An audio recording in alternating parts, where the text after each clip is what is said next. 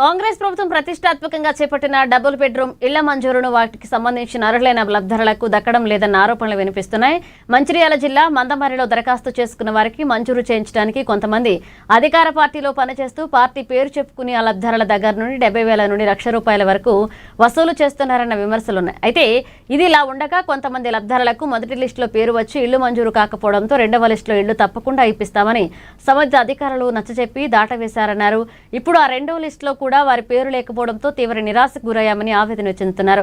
తమకు జరిగిన అన్యాయంపై సంబంధిత తహసీల్దార్కు కలుద్దామని 2 రోజుల నుంచి ఆఫీసుకు వచ్చినా కూడా తహసీల్దార్ కార్యాలయంలో అందుబాటులో ఉండడం లేదు అని బాధితులు వాపోతున్నారు.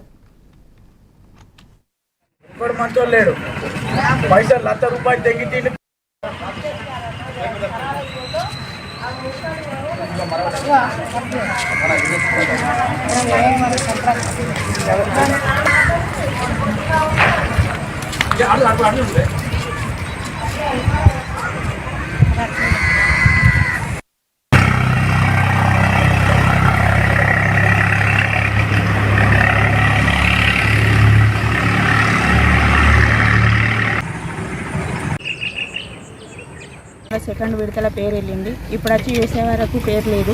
మేము 10 సార్లు వచ్చినాము ఎంఆర్ఓ దగ్గరికి.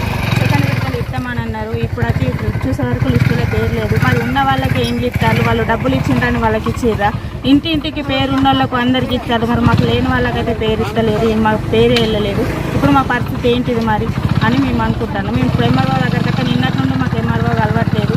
మరి ఎంఆర్ఓ ఎటువంటి లంచాలు తీసుకొని. నా పేరు బొంగరాల రమ్య, మా ఆయన పేరు సతీష్. మేము కూలికాయకులు చేసుకొని బ్రతికేటోళ్ళము. మాది 19వ వార్డు విద్యానగరు పోచమ్మ గుడి దగ్గర. మా ఇండ్లల్లో లీడర్లు ఉన్నారు. వాళ్లకు లంచాలు పెడితేనేనాట ఇండ్లు వస్తాయట, లేకపోతే రావట. మా దగ్గర రికార్డ్తో శుద్ధాగా ఉన్నది. మీకు రాకుండా చేస్తా అని అన్నాడు జంగపల్లి రాయిషము. ఇవాళ కూడా నేను సార్ దగ్గరికి నిన్న ఇవాళ వచ్చినా సార్ కలవలేదు. మన కాంగ్రెస్ పార్టీనే తిరుగుతుండు. లంచం ఇస్తేనే ఇల్లు వస్తుంది. 70,000 అట. ఒక డబల్ బెడ్రూమ్ అమ్మాలని అంటే ₹70,000 కావాలట.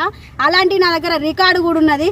నేను అది బయట పెడతా అని చెప్పిన, బయట పెడుతున్నా అంతే. నాకైతే ఇల్లు వచ్చేటట్టు చూడు. నిన్న కూడా అన్నాడు మీకు ఇండ్లు రాదు ఇండ్లు అని అన్నాడు. వల్గర్గా మాట్లాడుతాండు. ఎట్లా అని అంటే ఏం చేస్తారే, రికార్డులు కూడా ఉన్నాయి, ఏం చేస్తారే మీరు, మీతో ఏం కాదే అని ఘోరంగా మమ్మల్ని బనాయిస్తాండు. బాగా వేధింపులో మాటలు మాట్లాడుతున్నాడు.